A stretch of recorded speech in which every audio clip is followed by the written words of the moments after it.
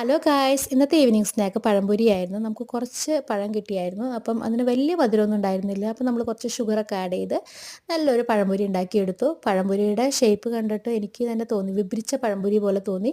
പക്ഷേ taste vice നല്ല സൂപ്പറായിരുന്നു.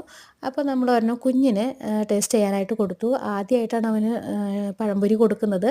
അവന് നന്നായിട്ട് ഇഷ്ടപ്പെട്ടു. കാരണം നല്ല മധുരം ഉണ്ടായിരുന്നു. അപ്പോൾ നോക്കിയപ്പം പുറത്ത് നല്ല മഴ.